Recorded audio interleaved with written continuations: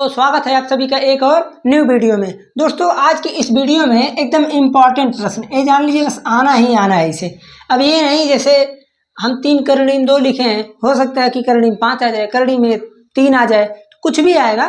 तो देखिए ये जो प्रश्न है इसमें 2 मॉडल का प्रश्न बनता है, पहले समझ लीजिए, उसके बाद हम इसको तो बता ही रहे हैं।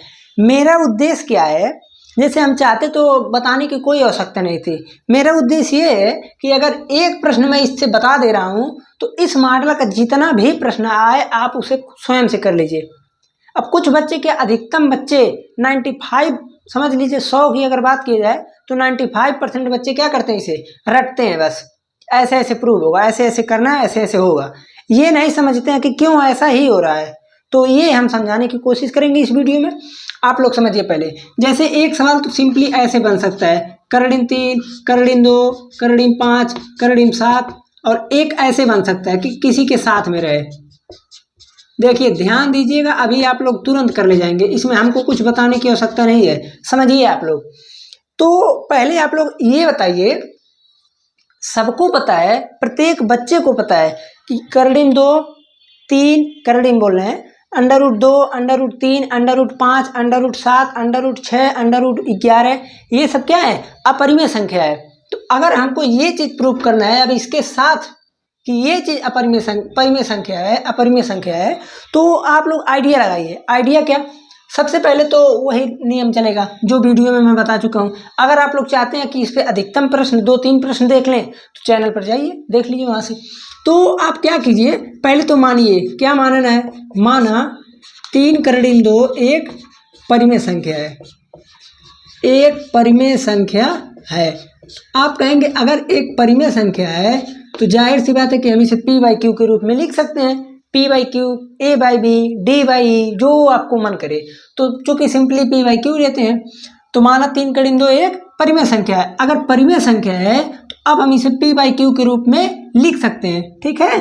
तो अब इसे जब लिखेंगे तो चलिए एक बार और लिख देते हैं, इसे p/q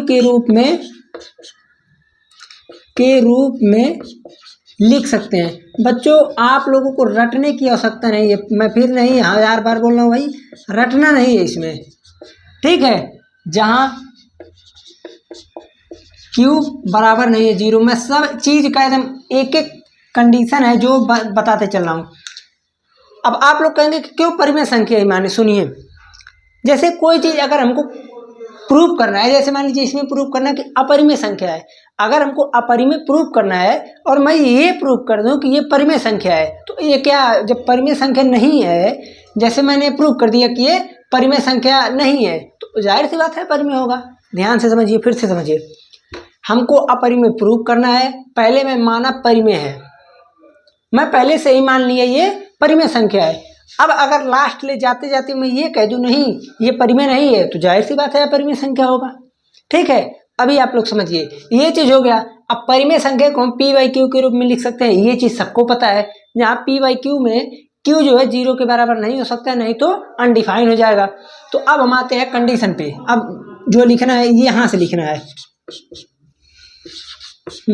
a/b नहीं, सॉरी p/q, नहीं तो आप लोग कंफ्यूजन में पड़ जाएंगे। p/q आप लोग कहेंगे ऐसा है, यहाँ से आप लिख सकते हैं √2 = p/3q। ये चीज आप लोग ध्यान से समझिए, लिख सकते हैं कि नहीं, पहले आप लोग ये ध्यान से सुनिए। जैसे ये चीज है, इसे लिख सकते हैं, ठीक है, q बराबर नहीं है 0, ये भी लिख सकते हैं। यहाँ से 3 को मैंने नीचे भेजा तो √2 = p/3q, ये चीज हो गया।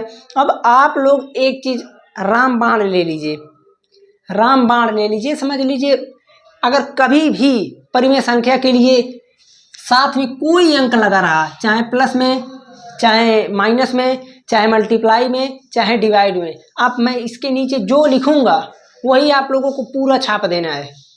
जो ऊपर लिखे हैं वो छाप देना, जो नीचे लिखे हैं वो छाप दीजिएगा। अब बीच का बस अंक बदल दीजिएगा।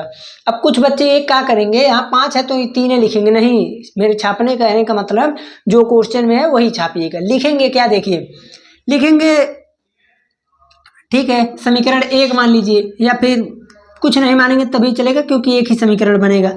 आप लिखेंगे कि p/3q भिन्न के रूप में है, भिन्न के रूप में है। मैं फिर बोल रहा हूं, आप लोग जो है इस प्रश्न को यहां से लिख सकते हैं अपने तरीके से, मैं लिख सकता हूं अलग तरीके से, कोई और बच्चा अपने तरीके से कर देगा।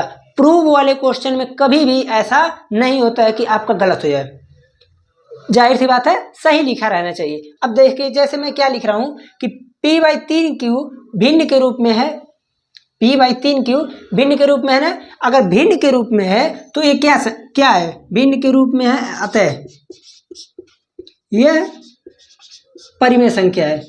सोच के बताइए परिमेय संख्या होगा कि नहीं, यह परिमेय संख्या है, परिमेय संख्या है। ठीक है, यहां तक हो गया, कोई किसी को कंफ्यूजन नहीं होनी चाहिए। p/3q भिन्न के रूप में है, अतः यह परिमेय संख्या है। ठीक है, हम जानते हैं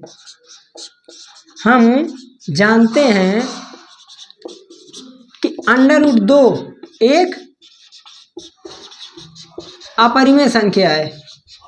हम जानते हैं कि √2 एक अपरिमेय संख्या है, अपरिमेय संख्या है। अब मेरे को हंसी इस बात के लिए आ गया, अब कभी कभी क्वेश्चन में ये अंक पहले से हटा देता है। ठीक है, तो √2 अगर आ गया सीधे कि प्रूव कीजिए √2 एक अपरिमेय संख्या है, तो कुछ बच्चे लोग होशियार होते हैं तो डायरेक्ट यही लिख देंगे, हम जानते हैं √2 एक अपरिमेय संख्या है। तो भाई ऐसा नहीं करना है। हाँ, अगर किसी के ऐड में आ रहा है, मल्टीप्लाई में आ रहा है, सब्ट्रैक्ट इस में आ रहा है तो आप लिख दीजिए, हम जानते हैं। लेकिन अगर अकेले आ रहा है तो आप मत जानिए, उनको दिखाइए। हाँ ठीक है, ठीक है, तो ये लिख देंगे, हम जानते हैं कि √2 एक अपरिमेय संख्या है।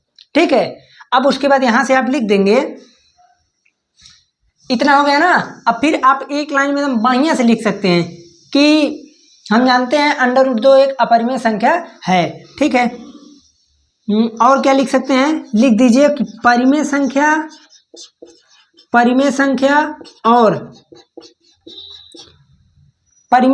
और एक अपरिमेय संख्या,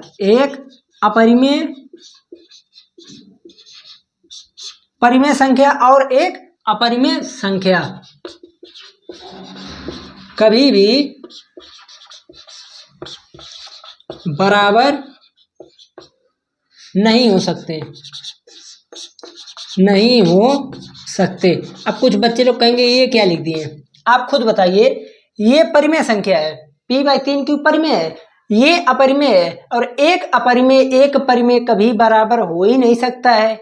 एक परिमेय संख्या और एक अपरिमेय संख्या कभी भी बराबर नहीं हो सकता है।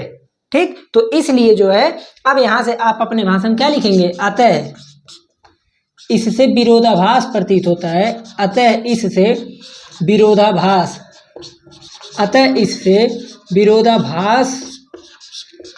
प्रतीत होता है कि हमने माना था करड़ी में 2 एक परिमेय संख्या है। ये तो विरोधाभास प्रतीत हो रहा है। अब लिख देंगे अतः 3 करड़ी में 2, यहाँ 3 रहेगा, 3 करड़ी में 2 एक अपरिमेय संख्या है, अपरिमेय संख्या। ठीक है बच्चे लोग, दिख रहा है कि नहीं, पहले हम देख ले। वाह, दिख तो रहा है। राइटिंग भैया थोड़ा मैनेज कर लीजिएगा, ज़्यादा बढ़िया भी नहीं है। ठीक है, ये चीज़ हो गया। यहाँ से आप लोगों को, हमको नहीं लगता कहीं भी रटना पड़ा होगा। ये लिखें परिमेय, ठीक है, p/q के रूप में लिख सकते हैं, ठीक है। यहाँ से इसको पक्षांतर कर दिए, यहाँ तक समझ में आ गया। अब सबको ये दुनिया जानती है कि ये चीज़ हमेशा परिमेय संख्या होगा क्योंकि फ्रैक्शन में है, और ये चीज़ होगा अपरिमेय संख्या। और एक परिमेय एक अपरिमेय कभी बराबर हो ही नहीं सकता है। तो मैं यहाँ ये लिखा हूँ, आप दूसरा लिख दीजिए कि अतः हमारी मानना इसके विपरीत है, अतः जो हमने माना था वो गलत है। किसी भी प्रकार से लिखिए, बस आंसर जो लिख रहे हैं आप, एक एक अक्षर का कुछ मतलब रहना चाहिए। ठीक है, जो भी लिखे सही लिखें। अब हमने माना था कि ये परिमेय संख्या है, लेकिन ये तो गलत मान ली है हमने, तो अतः ये अपरिमेय संख्या है। ठीक है, ये तो हो गया लिखने का तरीका। किसी अन्य में हम एक अलग से यही टॉपिक लाएंगे, उसमें हम एक टॉपिक प्लस वाला बताएंगे। सेम प्रोसेस ऐसे ही होगा, बट उसमें जो है हम थोड़ा आप लोगों को एक मॉडल दूसरा बता देंगे, एक दूसरा मॉडल बता देंगे। हमारे सर बहुत बढ़िया थे कि वो कई मॉडल हमको बता कर गए हैं, तो प्रॉब्लम नहीं है। कोई तरीका, जितना तरीका आप कहेंगे उतना हम बताते आएंगे। आप लोग बस चैनल पर पहली बार आए तो सब्सक्राइब कर दीजिए। अच्छा, के बस पढ़ाई लिखाई कीजिए, ज़्यादा टाइम नहीं है, जितना भी टाइम है ये जान लीजिए 1-2 लेक्चर मेरे चैनल पर daily by daily daily daily daily आता ही रहेगा। एक एक प्रश्न आता रहेगा, कोई भी प्रकार से, किसी भी प्रकार से, बस आप लोग पढ़िए। ठीक, चलते हैं, मिलते हैं फिर किसी अगले लेक्चर में नए टॉपिक नए प्रश्न के साथ।